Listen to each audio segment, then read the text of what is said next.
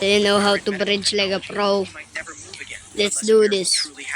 Victor feels deeply gratified and slowly speaks to his son. I simply couldn't believe it. After dedicating myself to the organization, who would try to kill me? The person who beat Victor Young to this state wasn't an enemy or the police. It was my own son. When I opened my eyes in the hospital and learned this, I was truly overjoyed. You heard right, because only like this are you truly Victor Young's son. How could a parent not think of their child? Why do you think I beat you every day? That's love, son. There's nothing I, as a father, wouldn't do for you. I had no choice. I had to kill her. It turns out that traffic accident when Diana crossed the street was all orchestrated by Victor. Diana didn't actually die on the spot. She was still breathing then. But Victor coldly watched from the side and told her, Diana, you can't understand what a father can do for his child. You said back then that a parent like me is worse than no parent at all, because from start to finish, you were an orphan with no parents.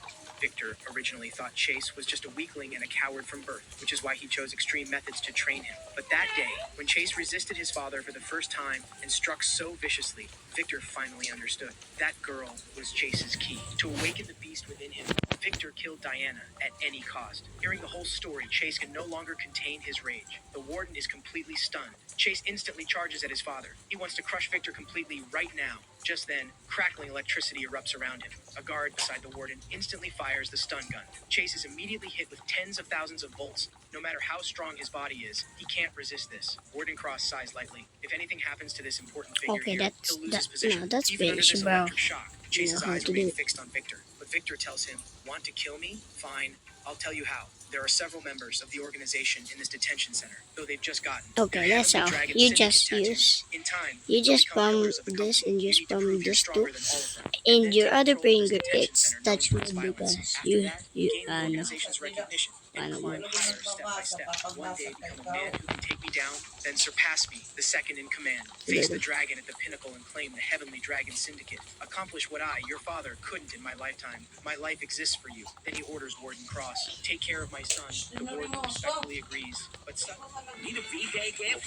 Here's one. And another. And another. M&M's. Yeah, I can touch the ground like for 2 seconds or something like that, bro. The Heavenly Dragon Syndicate. He must kill Victor right now, but when he charges forward, a man instantly appears beside him and pins Chase's head to the ground. The other guard's eyes widen. When did he even appear? The man restrains Chase's hands and says, I apologize, young master. Please forgive my rudeness. My job is to serve the boss. However, Chase struggles with all his might. The man is shocked. This young kid can actually resist the strength of the Heavenly Dragon Syndicate's action captain with just his legs. Victor admonishes him, saying, look clearly at the situation around you. Don't you understand? As you are now, and look at how to spam that too, huh? It's touch mode. You only do this. And come on, I'm making do this. But it is module launcher, so I'm on phone. Looking forward to meeting you again that day.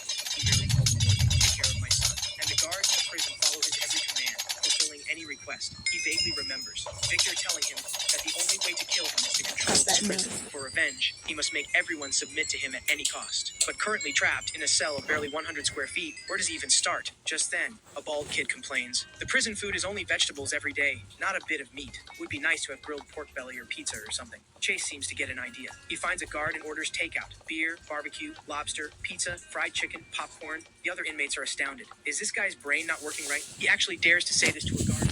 However, before long, all kinds of takeout arrives in their cell. His theory is confirmed. All guards will treat him differently because of Victor's words. In other words, he's allowed to do anything in this prison. Next, he needs to test step by step where this prison's tolerance limit for him actually is. For revenge, he must use everything he has, even his identity as Victor's son, without hesitation. Just then, while everyone eats with relish, only Marcus stands apart. He's had a dark expression all day with no desire to communicate. Because before this, Marcus was doing woodwork as usual. His hands and feet are particularly nimble. He quickly finishes today's workload. A guard tells him he can end work early. The other workers are extremely dissatisfied. Why does he get to finish so early? Killing 7 people gives you special treatment, but he acts like a waste of space. Just then, a young man carrying a toolbox arrives, and he discovers a familiar face appearing before him. Marcus also seems to sense the newcomer's presence and looks in his direction.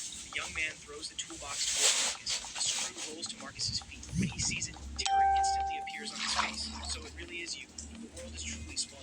Haven't seen you since middle school graduation. Long time no see, Marcus. The newcomer is Ethan Lee, imprisoned here for robbery and arson. Seeing Ethan, Marcus's expression becomes extremely abnormal. He recalls the past. 11 years ago, Ethan and Marcus were very good friends. His greatest hobby